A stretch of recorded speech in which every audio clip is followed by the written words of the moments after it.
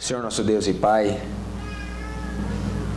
nós queremos dar graças a Ti pelo bom dia que nós tivemos até aqui, pelo conhecimento que tem se multiplicado ao corrermos com os nossos dedos pelas Escrituras, pelo espírito de unidade e santificação que nós temos nesse lugar.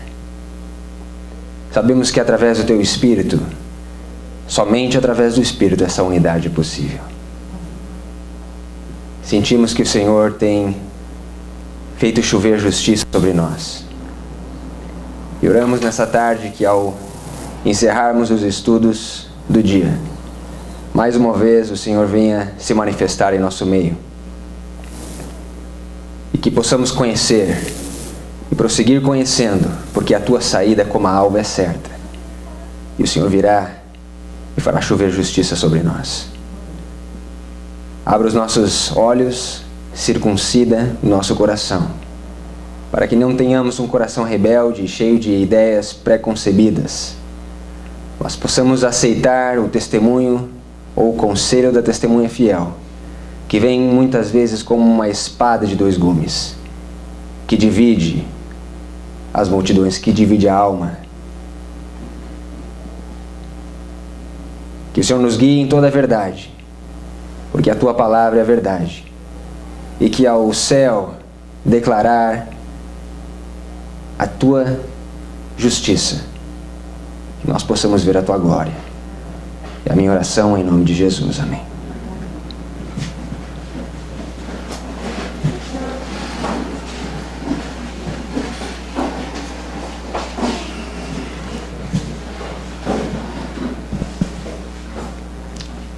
Convido os irmãos a abrirem as vossas Bíblias no livro de Atos dos Apóstolos, no capítulo 7.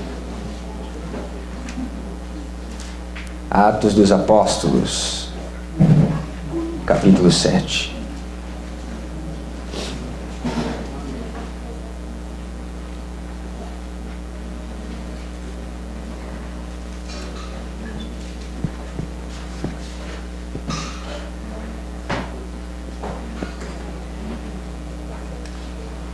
A Bíblia nos diz,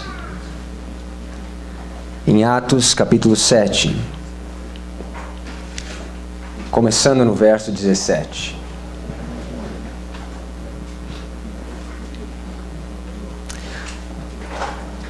Aproximando-se, porém, o tempo da promessa que Deus tinha feito a Abraão, o povo cresceu e se multiplicou no Egito, até que se levantou outro rei, que não conhecia José. Esse, usando de astúcia contra a nossa linhagem, maltratou nossos pais, a ponto de os fazer enjeitar as suas crianças para que não se multiplicassem.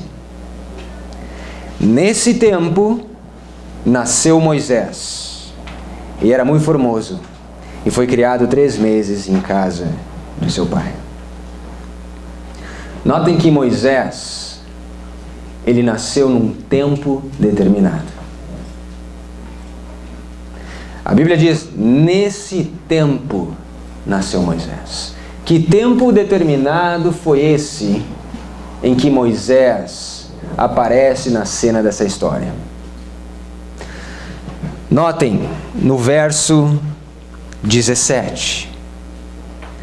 Aproximando-se, porém, o tempo da promessa que Deus tinha feito a Abraão. Esse era o tempo determinado pelo qual Moisés nasceu. Abram suas Bíblias no livro de Gênesis e vamos tentar entender que tempo era esse. Gênesis capítulo 15.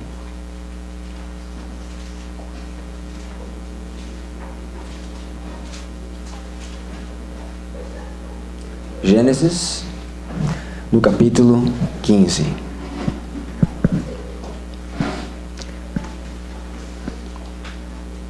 A Bíblia nos diz, começando no verso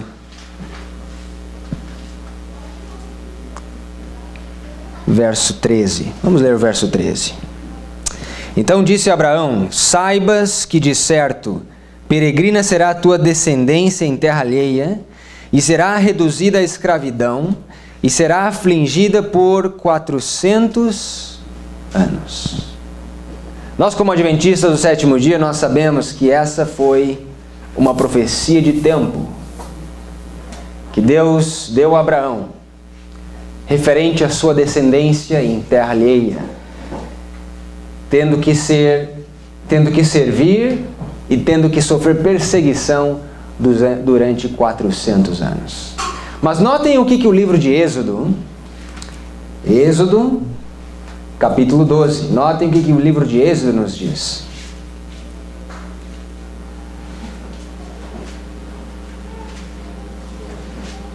Êxodo capítulo 12.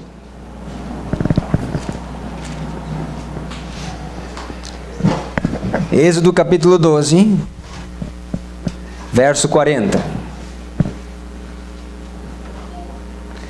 Êxodo 12, verso 40. A palavra de Deus diz: o tempo que os filhos de Israel habitaram no Egito foi de 430 anos. Espera lá. Gênesis 15 diz 400 anos. Êxodo 12 nos diz 430 anos. Será que a Bíblia se contradiz aqui? Será que nós temos a apelar para o grego e para o hebraico agora? Nessa aparente contradição? Ou será que usando as Escrituras nós podemos resolver esse mistério? Notem o que a Bíblia nos diz no livro de Gálatas. Livro de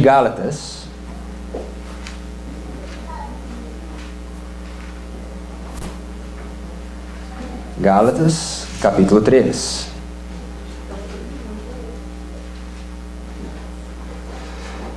Ao nós começarmos o nosso estudo bíblico nessa tarde, tentando identificar qual foi o tempo do fim na história, na linha, no movimento reformatório de Moisés. Gálatas capítulo 3. Notem o que a Bíblia nos diz. Começando no verso 16. A Bíblia diz: ora, as promessas foram feitas a Abraão e a sua descendência. Não diz a descendências como falando de muitas, mas como de uma só, e a tua descendência, que é Cristo. Mas digo isso, verso 17, que tendo sido a aliança anteriormente confirmada por Deus em Cristo, a lei, que veio 430 anos depois, não a invalida de forma a abolir a promessa. O que Paulo nos diz no capítulo 3 de Gálatas? Que a lei veio 430 anos depois da promessa. Minha pergunta é: quanto tempo os filhos de Israel ficaram no Egito? 400 anos ou 430?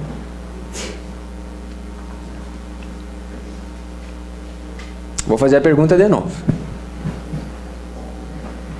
Quantos anos o povo de Israel ficou no Egito? 400 ou 430? Nem 400 e nem 430. Como que nós podemos entender? Veja, Paulo diz que eram 430 anos depois da promessa que Deus fez a Abraão. Onde que nós encontramos essa promessa? Abram comigo o livro de Gênesis, capítulo 12. Eu queria que vocês entendessem, porque durante anos na minha vida, eu sempre entendi que os filhos de Israel peregrinaram 400 ou 430 anos no Egito, como escravos e como servos.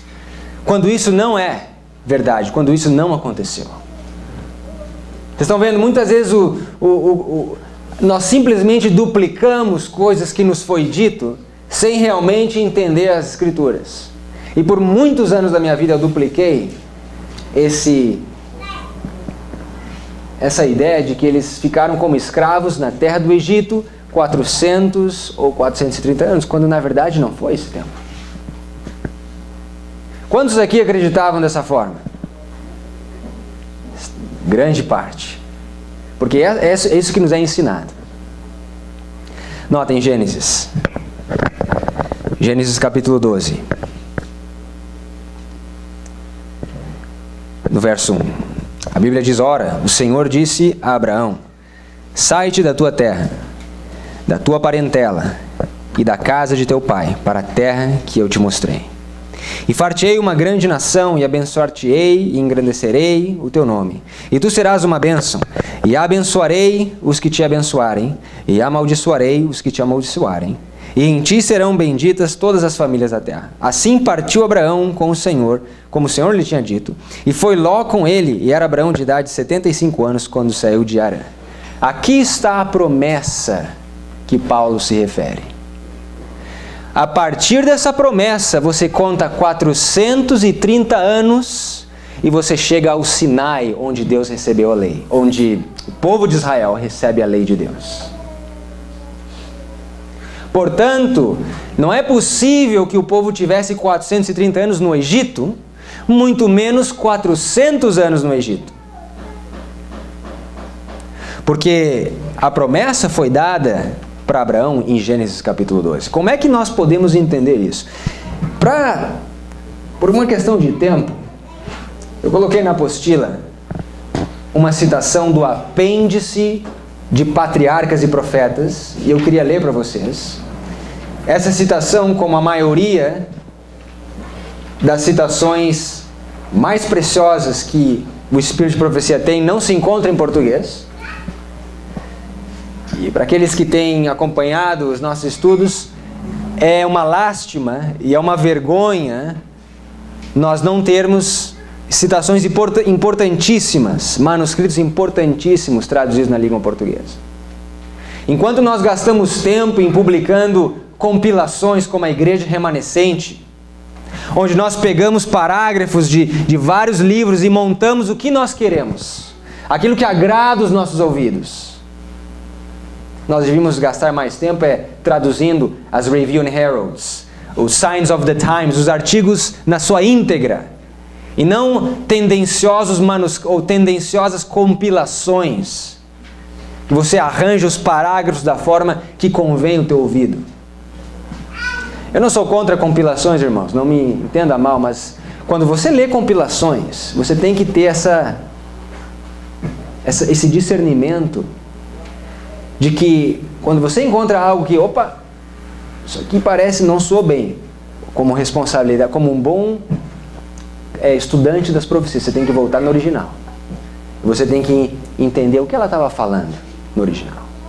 E não confiar nas compilações. Essa citação, ela não se encontra no português.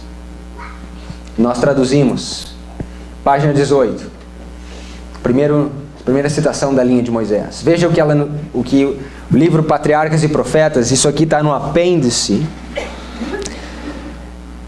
Veja o que nos é dito. A declaração em Êxodo 12:40, que a peregrinação dos filhos de Israel que habitavam no Egito foi de 430 anos, dá a impressão de que os filhos de Israel, desde a entrada do Egito, desde a entrada de Jacó ao Egito para o Êxodo, realmente gastaram 430 anos no país do Nilo. Que essa impressão não pode ser correta é óbvio, conforme a interpretação inspirada que Paulo apresenta em Gálatas 3:16 e 17, onde os 430 anos são mencionados para cobrir o período que iniciou quando Deus fez a sua aliança com Abraão, até que a lei foi promulgada no Sinai, como nós vemos. 430 anos da promessa a Abraão até a lei promulgada no Sinai. Está todo mundo na mesma página? Amém. Todos acompanhando? Não perdi ninguém? Paulo parece referir-se à primeira promessa feita por Deus a Abraão quando ele foi chamado para deixar Harã, Gênesis 12, 1 a 3. Naquela época, os 430 anos começaram quando Abraão tinha 75 anos de idade, capítulo 12, verso 4. Enquanto os 400 anos da profecia de Gênesis 15:13 começou 30 anos mais tarde, quando Abraão tinha 105 anos e seu filho Isaque 5 anos de idade, capítulo 21, verso 5. Naquela época, Ismael, que nasceu segundo a carne, perseguia-o, Isaque, que nasceu segundo o Espírito, Gálatas 4:29, Gênesis 21, 9 a 11.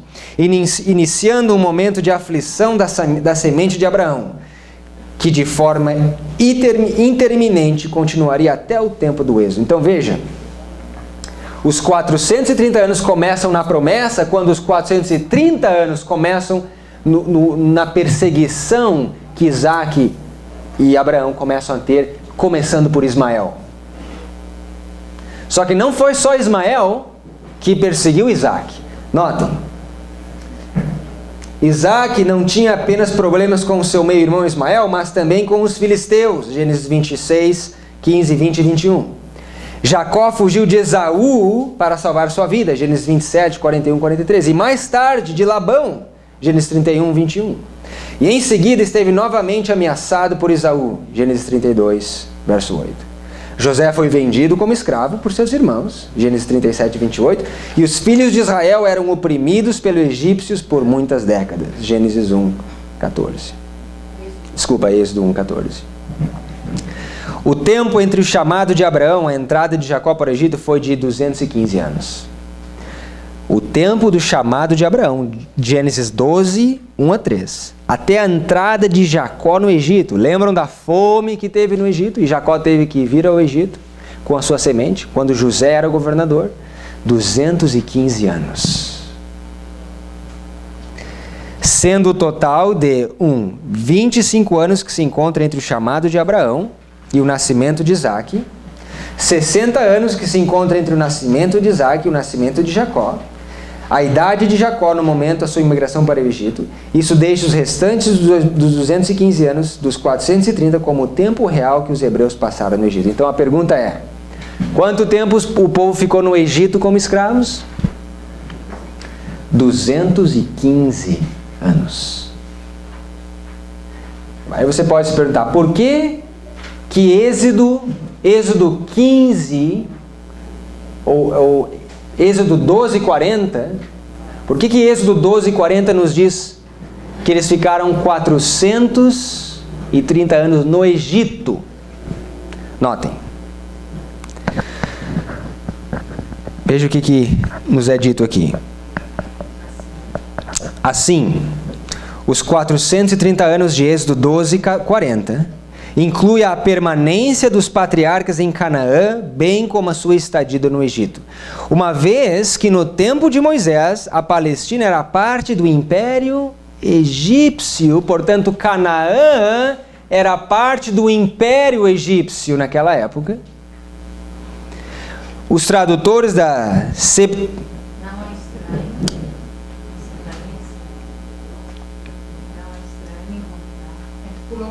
Pulei uma frase, ok. Bem como a sua estadia no Egito. Uma vez...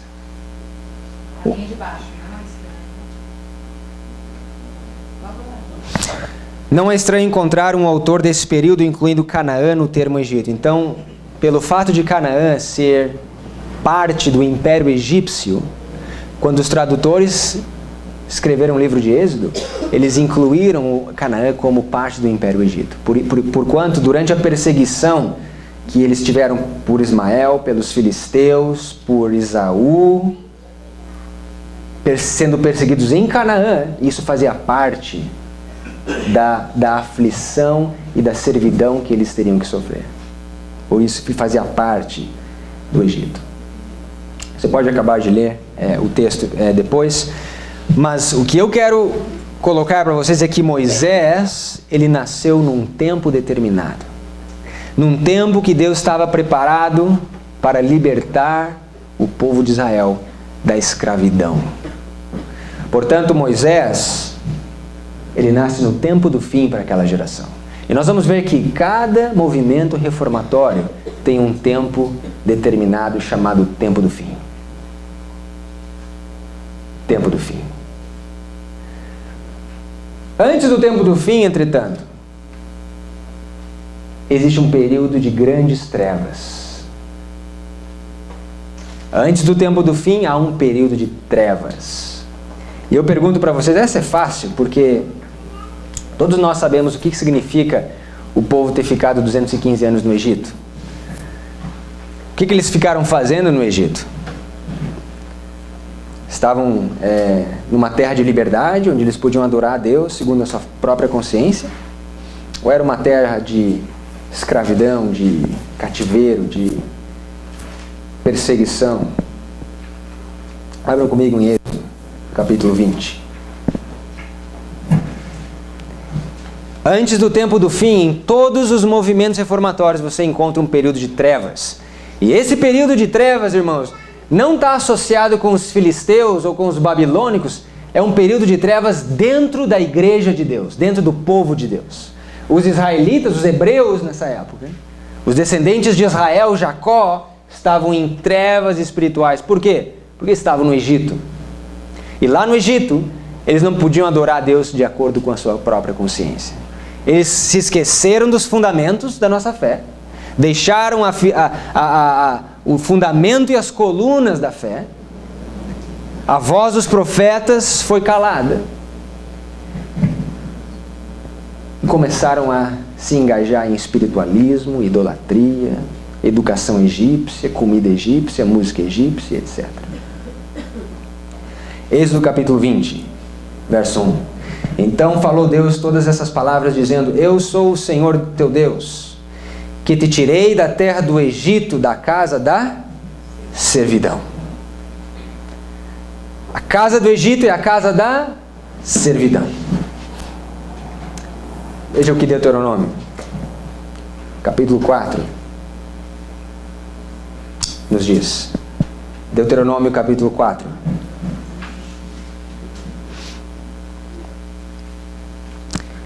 De quem que eles eram servos no Egito, irmãos? Sim, servos dos egípcios, de Faraó, mas eram servos do pecado. E quando nós somos servos do pecado, nós estamos com o jugo do pecado, ou aprisionados pelo pecado, sem conseguir se libertar. Era assim que o povo se encontrava, em trevas espirituais, com seu entendimento entenebrecido com as trevas morais.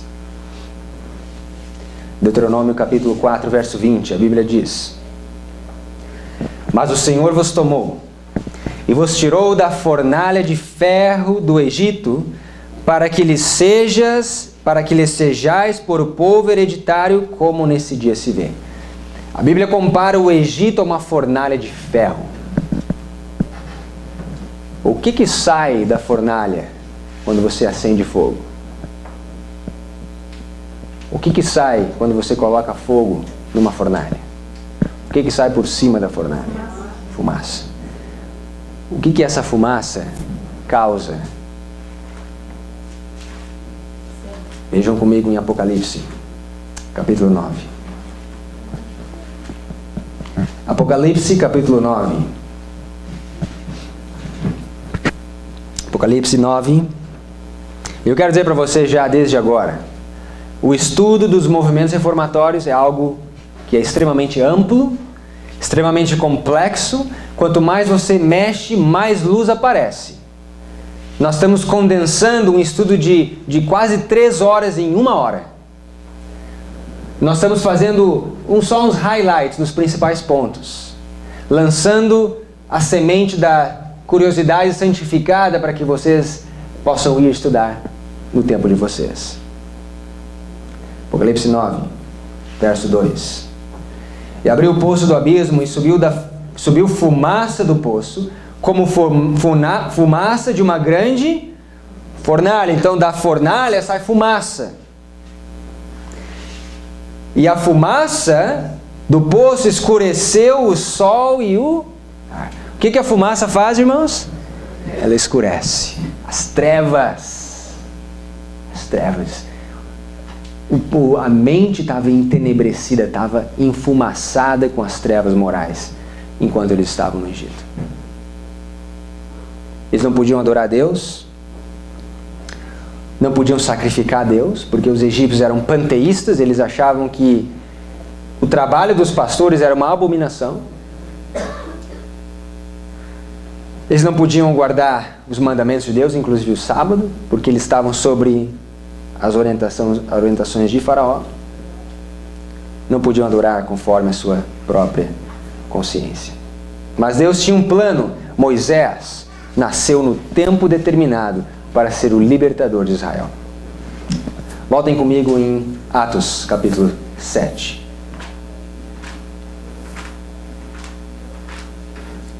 Atos capítulo 7.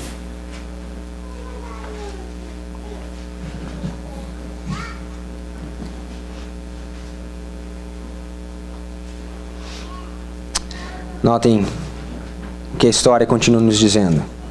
Atos dos Apóstolos, capítulo 7. Começando no verso 22. E Moisés foi instruído em toda a ciência dos egípcios, e era poderoso em suas palavras e em obras. Aqui nós vemos Moisés sendo educado nas universidades dos egípcios, nas escolas egípcias. Ok? No verso 23. Quando completou a idade de 40 anos, veio-lhe ao coração ir visitar seus irmãos e filhos de Israel. Verso 24. Vendo maltratado um deles, o defendeu e vingou o ofendido, matando o egípcio. E ele cuidava que seus irmãos entenderiam que Deus lhes havia de dar a liberdade pela sua mão. Mas eles não entenderam. Sabe aqueles filmes que nós vemos da história de Moisés, onde Deus aparece para ele na sarça ardente? Ele fica abismado, impressionado que agora ele era para ser o libertador de Israel. Como se ele nunca tivesse aprendido isso na sua infância. Como se a sua mãe, a sua irmã, seus irmãos nunca tivessem contado ou lido para ele aos seus ouvidos o livro de Gênesis. Ou não o livro de Gênesis, mas as histórias contidas nos manuscritos. Naquela época não havia ainda os livros de Gênesis, porque Moisés foi quem escreveu o livro de Gênesis. Mas eles conheciam as histórias e as profecias bíblicas. E Moisés aprendeu que ele seria o libertador da sua mãe, a primeira professora que ele teve. Isso é uma lição para as mulheres, porque nós, homens, crianças, nós temos o privilégio de sermos educados aos pés das nossas mães, assim como Cristo o foi. Assim como João Batista. Infelizmente, muitas mães têm mandado as crianças para outros educarem, deixando esse atributo e essa responsabilidade para que outros façam. Um dia Deus vai pedir conta para vocês. Onde estão os filhos que eu te dei? Moisés, ele foi educado por sua mãe, mas também ele foi educado nas universidades dos egípcios. E quando você manda os teus filhos para as universidades dos egípcios e do mundo, você corrompe a mente deles, você distorce a visão e o discernimento espiritual deles. E aí o que Deus tem que fazer muitas vezes? Tem que mandar o teu filho para o deserto. Tem que mandar a tua filha para o deserto, assim como Moisés foi. E nós sabemos que depois que ele mata o egípcio, ele foge da presença de Faraó, porque Faraó queria matar ele. Ele vai para onde? Ele vai para o deserto. E o que ele faz no deserto durante 40 anos, irmãos?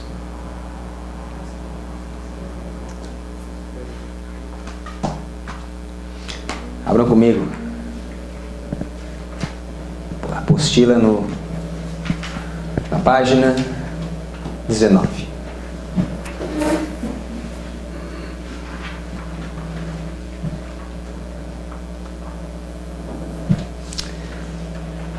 Por uma questão de tempo, eu não vou ler toda a citação, mas eu quero começar aqui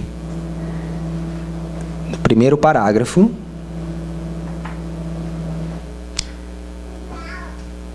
Vamos começar, vamos ler toda a citação. Matando o egípcio, isso é o Patriarcas e Profetas, página 173, parágrafo 2.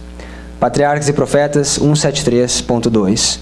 Matando o egípcio, Moisés caíra no mesmo erro tantas vezes cometido por seus pais, de tomar nas próprias mãos a obra de Deus, a obra que Deus prometera fazer.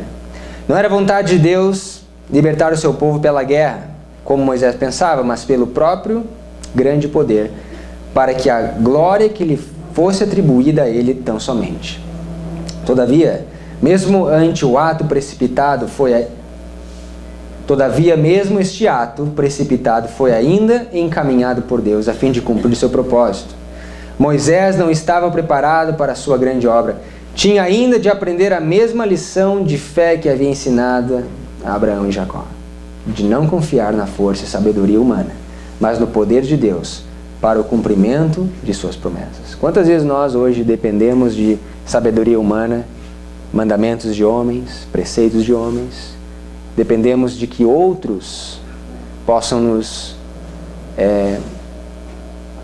salvar dos nossos problemas, quando Deus deseja que nós nos colocamos como fundamento as suas promessas, a sua palavra. Muitas vezes nós oramos, Senhor, responde a minha oração, quando Ele já respondeu há muito tempo. O problema é que a gente não lê os livros. Esse é o problema. Os livros estão lá na nossa prateleira e você ora por coisas que Deus já revelou há muito tempo, mas pela falta de conhecimento e pela rejeição do conhecimento, Deus não responde. Deus não responde. Fica calado e você acha que Deus não quer responder. Quando, na verdade, o que nós devemos fazer é ir ler os livros. Por que nós temos tantos conselhos sobre educação, sobre finanças, sobre orientação das crianças, sobre a reforma de saúde, reforma do vestuário, e etc. Muitas vezes nós temos que aprender o que Moisés teve que aprender, a depender nas promessas de Deus. Havia outras lições que em meio à solidão das montanhas devia Moisés receber. Na escola da abnegação e dificuldades, ele devia aprender a paciência, a moderar suas paixões, antes que pudesse governar sabiamente, devia ser ensinado a obedecer. Seu coração devia estar completamente em harmonia com Deus, antes de poder ele ensinar o conhecimento de sua vontade a Israel. Pela própria experiência, devia estar preparado a exercer um cuidado paternal sobre todos os que necessitavam de seu auxílio. Moisés estivera a aprender muito que tinha de desaprender. Estão vendo? Ele foi para as escolas do Egito e agora Deus manda ele para o deserto e ele diz assim, olha Moisés, você vai ter que desaprender tudo isso aí. Tudo isso aí foi tempo perdido. Desaprende tudo isso aí. E quantos de nós hoje temos que passar por esse mesmo processo? Desaprender muitas coisas, reaprender novas coisas. Ou reaprender da forma correta as coisas. As influências que o haviam cercado no Egito, o amor de sua mãe adotiva, sua própria posição elevada como neto do rei, a dissipação de todos os lados, o requinte, a sutileza, o misticismo de uma religião falsa, o esplendor de um culto idólatra, a solene grandiosidade da arquitetura e escultura, tudo deixara profundas impressões em sua mente em desenvolvimento e modelara até certo ponto seus hábitos e caráteres. Tudo isso ele teve que desaprender e deixar de lado. O tempo, a mudança, o ambiente e a comunhão com Deus podiam remover essas impressões. Renunciar ao erro e aceitar a verdade requeria da parte de Moisés mesmo uma luta tremenda. Estão vendo? Toda reforma, toda mudança exige luta, exige sacrifício e renúncia. Não pensa que as coisas vão simplesmente acontecer. Que o conhecimento e a vontade de Deus e a sabedoria de Deus e o temor do Senhor, que é o princípio da sabedoria, vai simplesmente entrar automático na sua mente e no seu coração. Não. Exige uma cruz que deve ser carregada. Essa mensagem, irmãos, ela tem uma cruz conectada com ela. Se você não está disposto a carregar essa cruz, você não vai ter disposição, energia e força para carregar essa mensagem. Existe uma cruz conectada. Eu queria ler a continuação desse texto que não se encontra aqui, o último parágrafo. Veja só o que ela nos continua dizendo na página 174, se você quiser anotar, é a continuação. Notem. Encerrado nas fortificações das montanhas, Moisés estava a sós com Deus. Os templos magnificentes do Egito não mais lhe impressionavam o espírito, com sua superstição e falsidade. Na grandiosidade solene das colinas eternas via ele a majestade do Altíssimo e, em contraste, compreendia quão impotentes e insignificantes eram os deuses do Egito. Por toda parte estava escrito o nome do Criador. Moisés parecia achar-se à sua presença, à sombra de seu poder. Ali o orgulho, a presunção foram varridos, na simplicidade severa de sua vida no deserto. Os resultados do ócio e luxo do Egito desapareceram. Moisés tornou-se paciente, reverente e humilde, muito manso, mais do que todos os homens que havia sobre a terra. Números 12, verso 3. E contudo forte na fé que ele tinha no poderoso Deus de Jacó. Enquanto os anos se passavam, e vagueava com ele e os seus rebanhos em lugares solitários, ponderando na situação opressa de seu povo, considerava o trato de Deus para com seus pais e as promessas que eram a herança da nação escolhida. E suas orações por Israel ascendiam de dia e noite. Anjos celestiais derramavam sua luz em redor dele. Ali, sob inspiração do Espírito Santo, escreveu o livro do Gênesis. Os longos anos passados na solidão do deserto foram ricos de bênçãos, não somente para Moisés e seu povo, mas para o mundo em todos os séculos subsequentes. Aonde que Moisés escreveu o livro de Gênesis? No deserto. Portanto, existe um aumento de conhecimento. Moisés não somente conhecia sua missão, mas teve que ir para o deserto, aprender 40 anos o temor do Senhor. E lá ele escreveu o livro de Gênesis. Portanto, nós vemos identificado nas Escrituras, no espírito de profecia, esse aumento do conhecimento. Voltem comigo em Atos 7. Atos capítulo 7. O que nós devemos esperar depois de um aumento de conhecimento? A mensagem sendo formalizada. E nós vemos isso em Atos capítulo 7.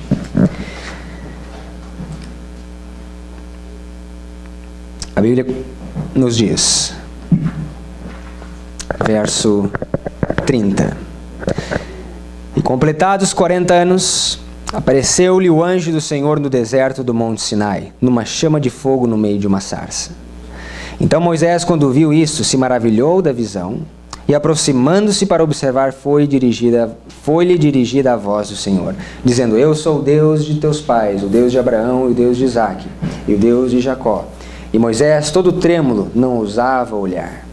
E disse-lhe o Senhor: Tira as alparcas dos teus pés, porque o lugar em que estás é terra santa.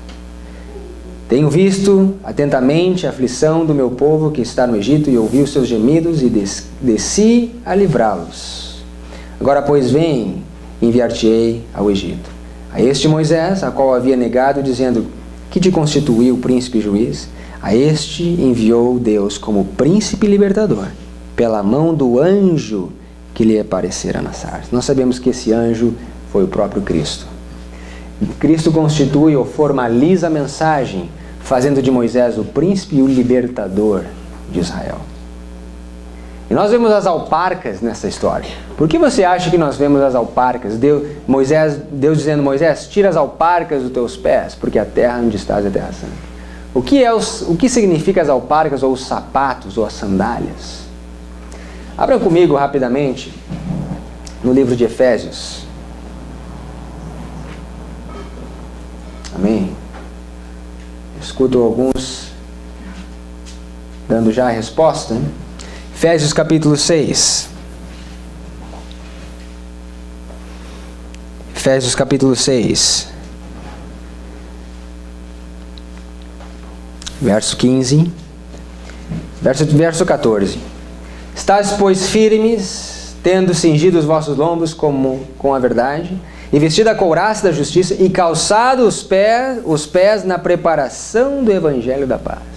Veja que os sapatos, as sandálias, é um símbolo, uma representação do evangelho da paz.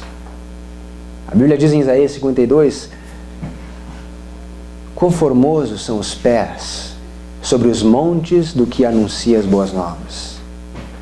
As boas novas, o Evangelho, conectado com os pés, os sapatos, representando um símbolo do Evangelho. Então, Moisés estava recebendo a unção ou a formalização como libertador, como príncipe. E aí o que ele faz? Qual é o próximo passo de Moisés? Voltem comigo no livro de Êxodo, capítulo 4. Êxodo, capítulo 4.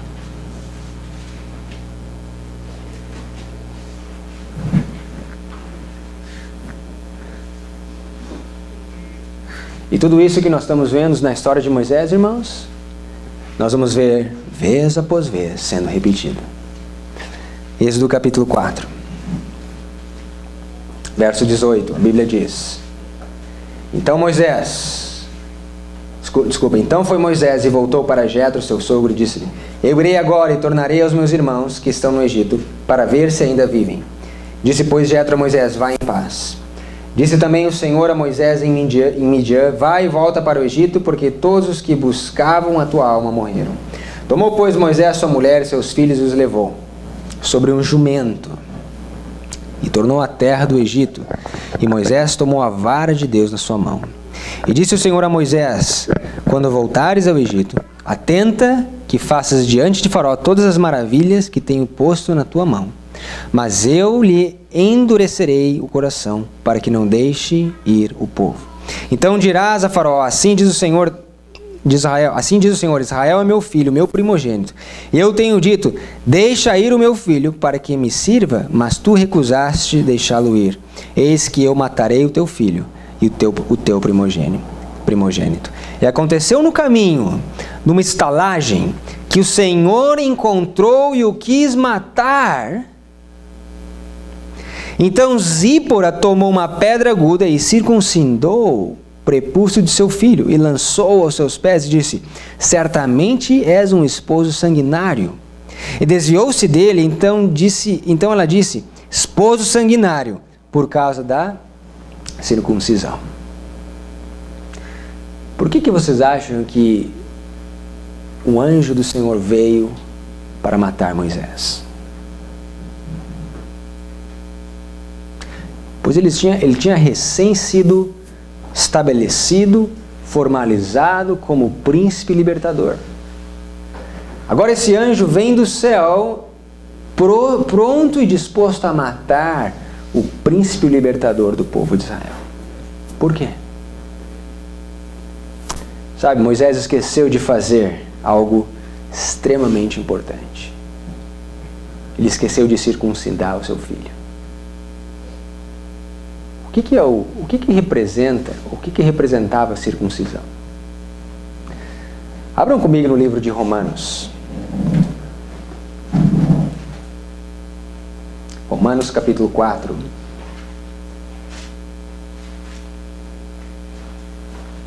Romanos capítulo 4. E você tem a citação na apostila, onde a senhora White nos comenta sobre esse assunto.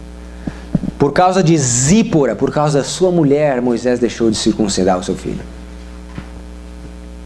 Por isso que ela diz sanguinário, você só quer ver sangue. E ela vai, porque ela sabia qual era o problema. Tanto que ela foi e cortou o prepúcio do seu filho. Ela sabia. Ela tinha persuadido a cabeça de Moisés, como muitas mulheres sabem fazer. E muitos de nós, homens, somos persuadidos e não sabemos, não sabemos como Moisés deveria ter dito a Zípora, assim diz o Senhor. Nós precisamos fazer. É duro, mas nós precisamos circuncidar o filho. Por quê? Qual era a importância disso? Notem em Romanos. Romanos, capítulo 4, verso 11. E recebeu o sinal da circuncisão, selo da justiça, da fé, quando estava na incircuncisão, para que fosse pai de todos que creem, estando eles também na incircuncisão, a fim de que também a justiça lhes seja imputada. O que é a circuncisão? É um selo de justiça. O que nós vemos acontecer logo depois que a mensagem é formalizada, nós temos um selamento acontecendo aqui. Um selamento. Moisés esqueceu de selar o seu filho. E é por isso que o anjo desceu, convenceu Moisés do pecado que ele tinha cometido. E Zípora vai lá e circuncida o seu próprio filho. A circuncisão é um símbolo do selamento, o selo de justiça. Abram comigo em Colossenses capítulo 2. Que outra coisa nós temos conectada com o selamento, com a circuncisão? Colossenses capítulo 2.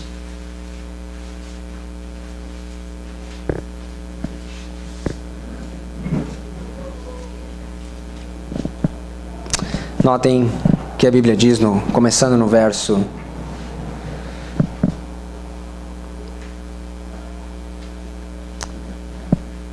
11. Uma questão de tempo. Você pode ler do verso 8, começando no verso 8, mas eu quero ler só o verso 11. No qual também estáis circuncidados com a circuncisão não feita por mão, no despojo do corpo, dos pecados da carne, pela circuncisão de Cristo, sepultados com ele no batismo. Nele também ressuscitaste pela fé no poder de Deus, que ressuscitou dentre os mortos. O que a circuncisão é um símbolo também? Do batismo. O selamento está conectado com o batismo. Ok? Da mesma forma que Moisés, aqui nessa história, ele recebe um selamento, seu filho recebe um selamento, recebe um batismo, nós vamos ver aqui na história de Cristo, nesse mesmo ponto, ele é batizado no Rio Jordão. Ele é selado no Rio Jordão. Mas esse é um estudo que nós vamos fazer amanhã. Então, no primeiro marco que representa a primeira mensagem, nós temos uma convicção do pecado, nós temos um selamento e nós temos um batismo do Espírito Santo. O que mais que nós encontramos nessa primeira mensagem? Voltem comigo em Êxodo 4. Êxodo capítulo 4.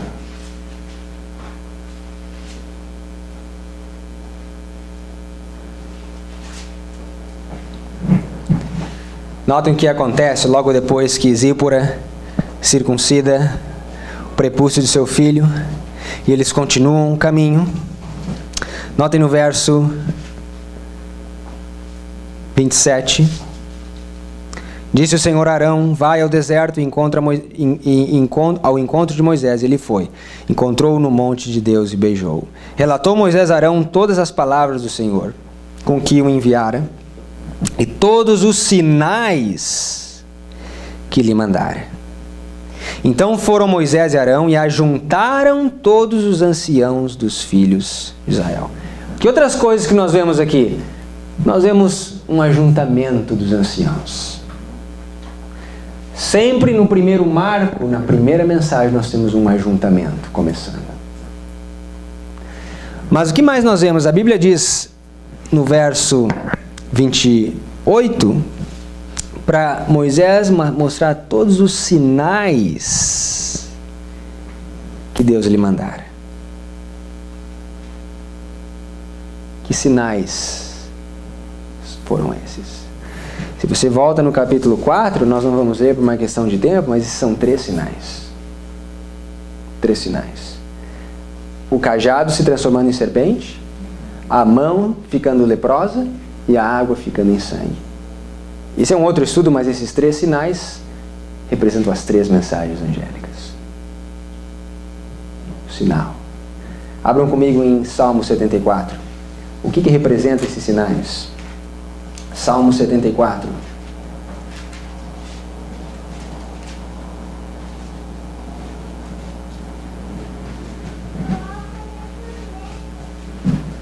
Salmo 74, verso 4, a Bíblia nos diz: os teus inimigos bramam no meio dos teus lugares santos.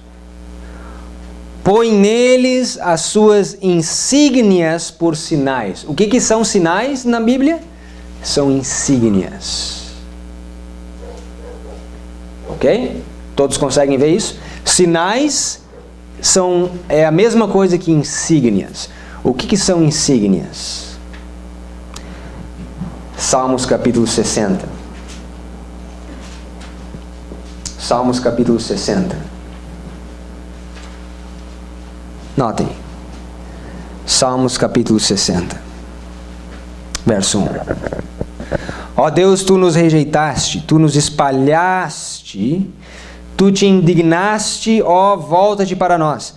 Abalaste a terra e a fendeste, sara as suas fendas, pois ela treme.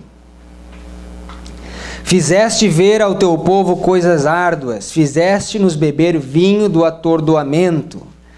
Deste um estandarte aos que te temem, para o arvorarem no alto por causa da verdade. Irmãos, uma insígnia é a mesma coisa que um estandarte.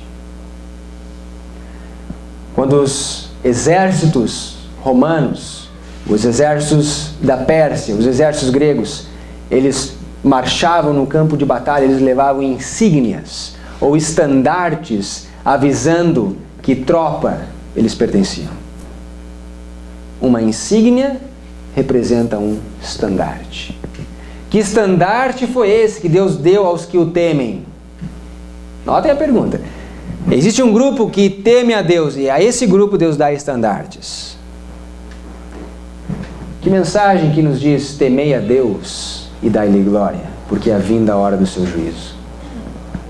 Primeira mensagem. Que estandartes são esses? Abram comigo em Isaías 11. Isaías capítulo 11.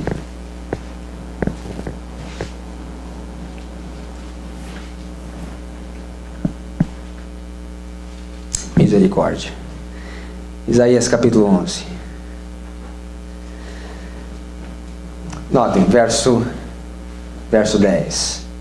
E acontecerá naqueles dias que a raiz de Jessé, a qual estará posta por estandarte dos povos, será buscada pelos gentios, e o lugar do seu repouso será glorioso. Então há um estandarte que será buscado pelos gentios, e o lugar do seu repouso, ou o lugar do seu descanso, será glorioso.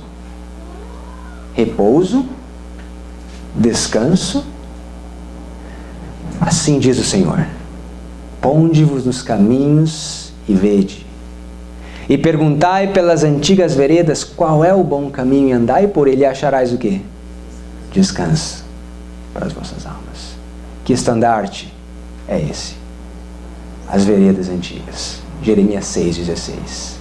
Os antigos marcos, o antigo caminho, representado nas tábuas de Abacuque atrás de mim. Portanto, na primeira mensagem nós temos os fundamentos sendo lançados também. Os sinais que Moisés fez representam as insígnias, o estandarte, os fundamentos. Vamos prosseguir. Vamos aumentar a velocidade. Êxodo capítulo 5. Êxodo 5. Próximo marco. Veja o que acontece em Êxodo capítulo 5. Nós não vamos ler todos os versos que eu pretendia por uma questão de tempo, mas aqui nós vemos Moisés e Arão pedindo para Faraó libertar o povo. Faraó disse: não, senhor, não vou libertar povo nenhum. E a propósito, por que vocês fizeram com que o povo parasse de trabalhar? Por que vocês fizeram eles repousarem? Notem o que a Bíblia diz. Verso 4. Então disse-lhes o rei do Egito: Moisés e Arão, por que fazeis cessar o povo das suas obras? Ide as vossas cargas. E disse também Faraó: eis que o povo da terra já é muito, e vós os fazeis abandonar as suas cargas. Essa palavra abandonar as suas cargas, sabe que palavra é essa? Sabbath. Sabbath, ou sábado. Moisés estava instituindo o sábado no Egito. Por isso que Faraó diz, mas que história é essa? Agora o povo não trabalha no sábado mais? Moisés estava instituindo o repouso sagrado, o sábado no Egito. Faraó disse, não, senhor. Veja o que acontece. Porque essas mensagens, irmãos, é a obra do Espírito Santo. Ok? Nós temos que entender isso. Veja comigo em Êxodo 10. Êxodo capítulo 10. Como é que nós sabemos que essa obra é uma obra do Espírito Santo? Notem o que acontece. Êxodo capítulo 10.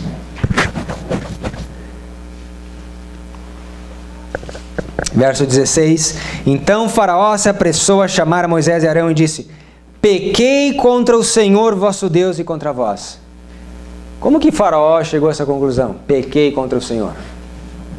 Quem é aquele que nos convence do pecado? O Espírito Santo. Vejam comigo em Êxodo 8. Êxodo capítulo 8. Verso 16. Não é questão de tempo, verso 19. Você pode ler do verso 16, verso 19.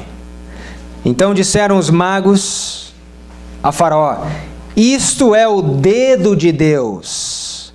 Porém o coração de Faraó se endureceu e não os ouvia como o Senhor tinha dito. Moisés tinha mandado piolhos à terra. E esses piolhos estavam atormentando o Egito. E os magos, eles não conseguiam imitar a obra de Moisés. A ponto de dizer, esse é o dedo de Deus. O que representa o dedo de Deus? O que é o dedo de Deus? Quando nós vemos o dedo de Deus escrevendo, ou quando nós vemos o dedo de Deus em ação, o que nos deve dizer? Que lição que nos traz? Vejam comigo em Lucas, capítulo 11. Lucas, capítulo 11. Notem, Lucas, capítulo 11, verso 20. A Bíblia diz em Lucas 11, 20, mas se eu expulso os demônios pelo dedo de Deus, certamente a vós é chegado o reino de Deus. Cristo expulsava os demônios com o dedo de Deus. Notem a mesma história em Mateus, mas Cristo nos diz algo diferente, ou pelo menos Mateus escreve algo diferente. Mateus capítulo 12. Mateus 12. Em Lucas 11, Cristo expulsa os demônios com o dedo de Deus. Mateus capítulo 12, verso 28, veja o que ele diz. Mas se eu expulso os demônios pelo Espírito de Deus, logo é chegado a vós o reino de Deus. O dedo de Deus representa o quê? O Espírito de Deus. Quando os magos de Faraó disseram, Faraó, esse é o dedo de Deus. O que eles estavam querendo dizer? Esse é um trabalho do Espírito de Deus. E qual que é o trabalho do Espírito de Deus? João 16. João capítulo 16.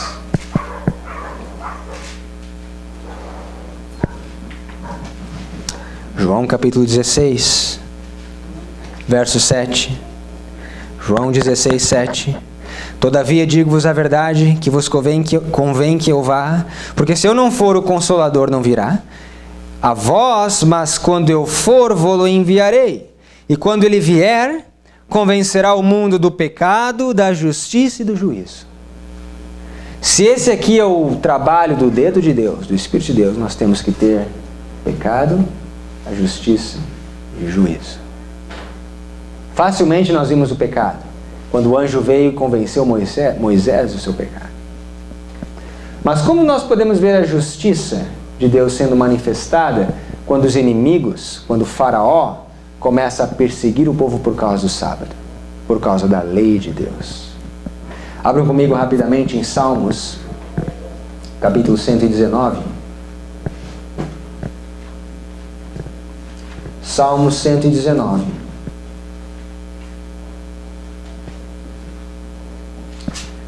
Verso 172. Salmo 119, 172.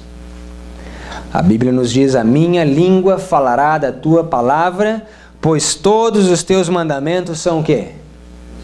Justiça. Os mandamentos são justiça. Portanto, a justiça é manifestada no segundo marco, na segunda mensagem. E nós sabemos que a apostasia nacional, nos é dito, será seguida de quê? Ruína nacional. Aqui nós temos a apostasia nacional, Faraó se rebelando contra a lei de Deus. O que nós devemos esperar agora? A ruína do Egito. Vejam comigo em Êxodo 12, ao nós trazermos a mensagem ou trazermos esses últimos pontos para encerrarmos. Êxodo 12. E como eu falei, irmãos, nós estamos tentando condensar 3 horas em 1 hora. E quanto mais você se debruçar sobre os movimentos reformatórios, mais luz, mais verdades você consegue colocar, mais paralelos você consegue estabelecer. Porque esse não é um trabalho de homem, mas esse é o leão da tribo de Judá, abrindo o livro ao nosso entendimento. Isso é um trabalho sobrenatural. Nenhum homem poderia inventar isso. Isso é algo que vai além da nossa compreensão. Eu acredito que durante a eternidade nós vamos estar estudando a Bíblia. 1000 anos e Deus vai abrir mais um selo. E mais 10.000 anos, mais um selo. E outros 1000 anos, mais outro selo. E nós vamos continuar estudando a Bíblia para todo sempre. É o Evangelho eterno. Não há fim, não há começo. E não há começo e não há fim. Êxodo capítulo 12. Êxodo 12, para nós trazermos a mensagem, uma conclusão. Aqui nós vemos a instituição da Páscoa durante a 10ª praga no Egito. E nós sabemos que o povo era para matar um cordeiro, colocar o sangue desse cordeiro na ombreira da porta, como um sinal, okay? Como uma proteção.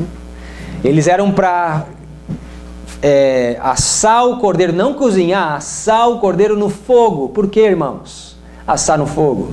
Pergunta interessante. Sabem que o fogo purifica quantas vezes, de acordo com a Bíblia? 7 vezes. Quem que representava aquele cordeiro?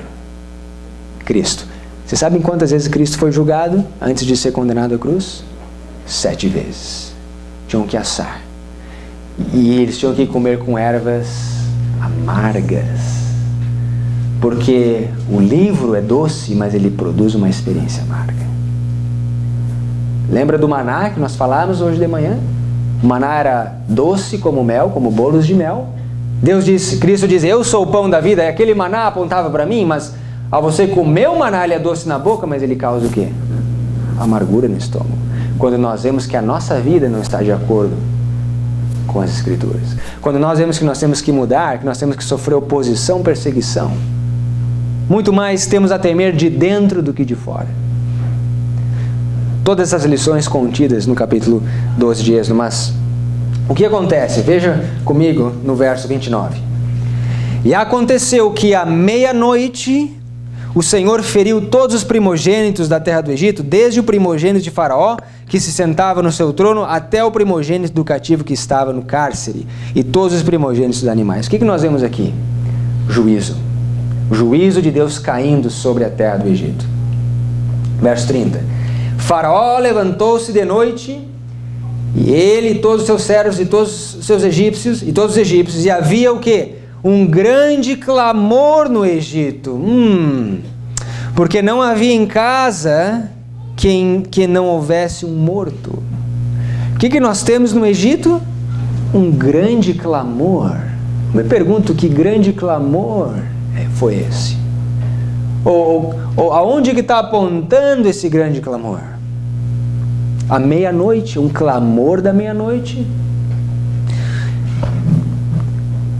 Anotem isso na sua mente, que durante a 10ª praga, nós temos um grande clamor, à meia-noite, o clamor da meia-noite, na terra do Egito. E o que acontece? Nós sabemos que Faraó deixa o povo ir. Só para ir atrás persegui-los, não é? Até que eles chegam na fronteira ou na praia do Mar Morto, num dos braços do Mar Morto. E agora eles se deparam com um exército dos egípcios atrás e o mar na sua frente. E que experiência que eles passam lá. Vejam comigo essa citação na página 20. A última citação. Citação número 4, Grande Conflito 457. A história do antigo Israel é um exemplo frisante da passada experiência dos adventistas. O que ela acabou de fazer? Ela conectou a história do antigo Israel com a experiência dos adventistas.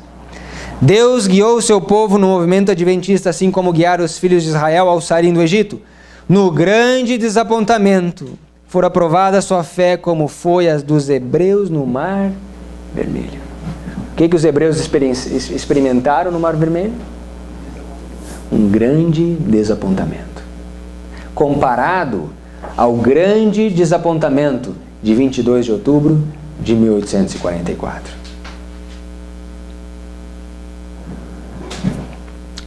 Vocês podem continuar lendo a citação depois, mas eu queria levar vocês a Êxodo, capítulo 19.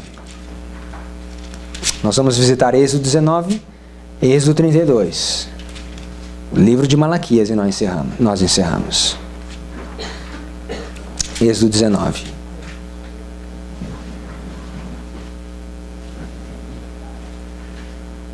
Êxodo capítulo 19. E, mais uma vez, irmãos, existe muito mais. Eu só estou dando uns highlights nos principais marcos. Êxodo 19. Passam por um desapontamento e agora Deus dá um trabalho para eles fazerem. Eles entram, passam o Mar Vermelho, chegam agora nos pés do monte de Deus, o Monte Horebe. E agora há um trabalho para eles fazerem. Notem comigo em Êxodo 19, verso 10.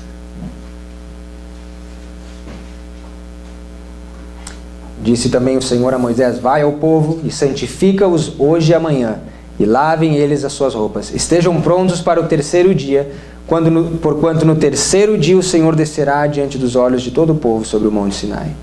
Marcarás limites ao povo em redor, dizendo: guardai-vos, não subais ao monte, nem toqueis o seu termo. Todo aquele que tocar o monte certamente morrerá. Veja no verso 14. Então Moisés desceu do monte e santificou o povo e lavaram as suas roupas. E disse ao povo: estai prontos ao terceiro dia, e não vos cheguei a mulher. E aconteceu que ao terceiro dia, ao amanhecer, houve trovões e relâmpagos sobre o monte, e uma espessa nuvem, um sonido de buzina ou trombeta muito forte, de maneira que estremeceu todo o povo que estava no arraial. Quando eles viram a manifestação do poder de Deus, o que a Bíblia diz? Eles estremeceram, eles temeram. O que nós vamos ver aqui acontecendo é que quando essa quarta mensagem vem, quando Deus diz que Ele vai descer no Monte Horebe, isso nos indica que há uma repetição dessas três mensagens. Ok? Quando nós vemos a quarta mensagem, ela representa uma repetição das três. E se nós tivéssemos tempo, nós vamos ver rapidamente que o povo, ele treme diante de Deus. Primeira mensagem angélica, temer a Deus, com uma convicção do pecado. E aí em Êxodo 20, o que nós temos? Deus dando o quê? A lei de Deus, a justiça. Todos os meus mandamentos são justiça. Salmo 119, 172. E aí nós temos a terceira mensagem depois, juízo. Por que acontece? Deus diz: santifica o povo ao terceiro dia. Por que o terceiro dia? Terceira mensagem angélica. Santifica o povo ao terceiro dia. Tudo isso está apontando, irmãos, para os nossos dias. Tudo. Só que ao invés do povo se santificar, eles tinham esse trabalho a fazer, mas ao invés de santificar, o que eles fizeram? Vejam comigo em Êxodo 32. Nós visitamos esse texto de manhã, por isso eu não vou tomar grande tempo nele, mas eu queria apontar algumas coisas em Êxodo 32. Ao invés de se santificarem, o que eles pediram para Arão fazer? um bezerro de ouro. E ali eles acordaram de manhã, madrugaram para adorar aquele bezerro. Quantas vezes nós madrugamos para estudar a Bíblia, me diz? Ali eles madrugaram para adorar o bezerro de ouro. Eles dançaram, eles cantaram, eles comeram e beberam as comidas e as bebidas do Egito, cantaram as músicas de celebração do Egito. A Bíblia diz que eles estavam nus, dançando naquele cordeiro. Tudo isso nós lidamos de manhã, não preciso visitar isso novamente. Mas eu queria colocar algumas coisas em lugar aqui. Veja comigo. Veja no verso, começando no verso 19. E aconteceu que, chegando Moisés ao arraial, e vendo o bezerro e as danças, acendeu-se o furor, e arremessou as tábuas das suas mãos, e quebrou-as ao pé do monte. E tomou o bezerro que tinha feito, e queimou no fogo, moendo até que se tornasse em pó. E o aspergiu sobre as tábuas, e deu a beber aos filhos de Israel. E Moisés perguntou a Arão: que tem feito a este povo, que sobre ele trouxesse tamanho pecado? Então respondeu Arão: não se acenda a ira do meu Senhor. Irmãos, o que Moisés fez? Pegou aquele bezerro, queimou a cinza, botou num copo e deu a beber ao povo a ira de Moisés. Que mensagem é essa? Temos alguma mensagem que nos refere sobre adorar a besta e a sua imagem, e receber o sinal, e beber o cálice da ira de Deus? Que mensagem é essa? Vocês estão muito tímidos.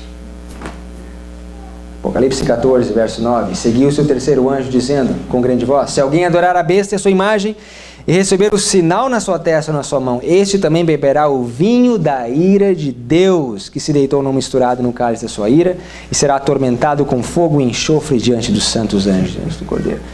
O que nós vemos em Êxodo 32 é o povo bebendo a ira de Deus, a terceira mensagem angélica.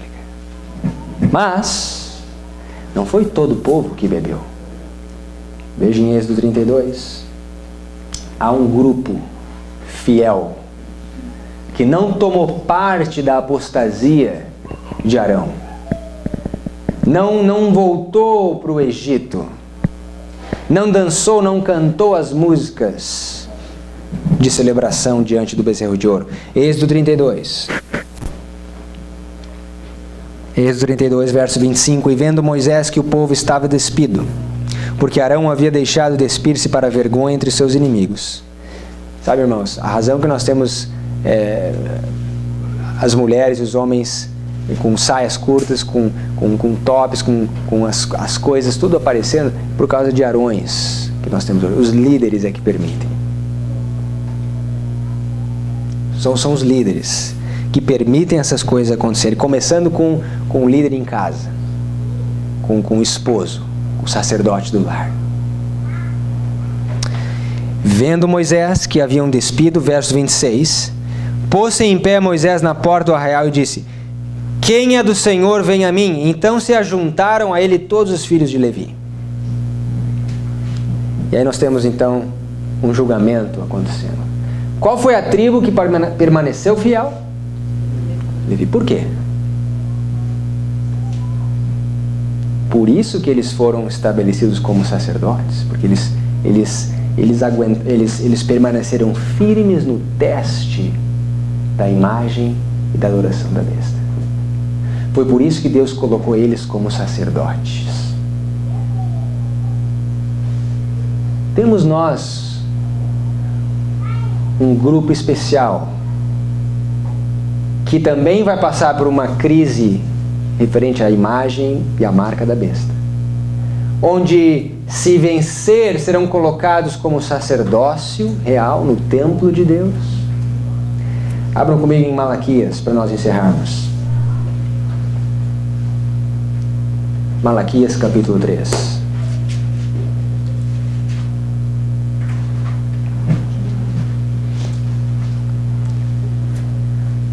Malaquias capítulo 3, verso 2. Mas quem suportará o dia da sua vinda? quem subsistirá quando ele aparecer? Porque será como o fogo de ourives e como o sabão dos lavandeiros.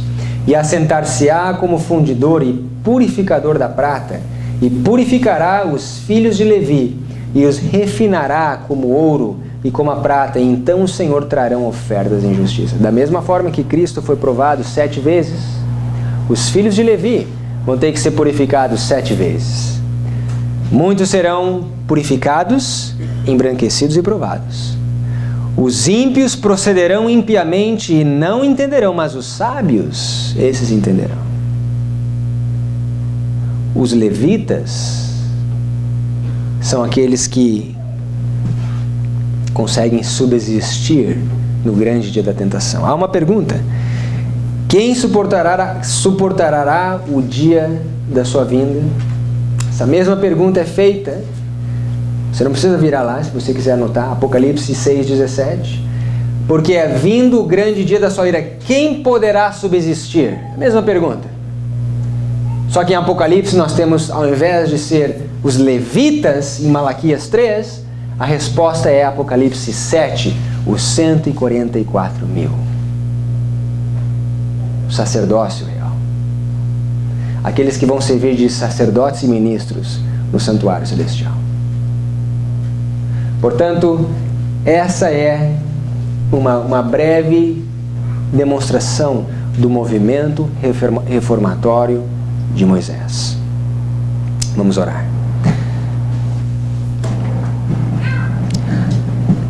Senhor, obrigado por nos dar vigor, paciência, energia para ficarmos alguns minutos a mais nesse último estudo do dia.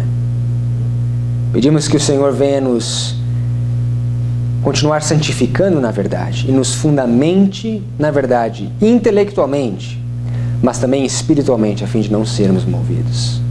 Que possamos permanecer fiéis do lado do Senhor, como os levitas, que durante a adoração da imagem da besta, do bezerro de ouro, ficaram fiéis e permaneceram fiéis, santificados, realizando o trabalho que o Senhor havia instituído.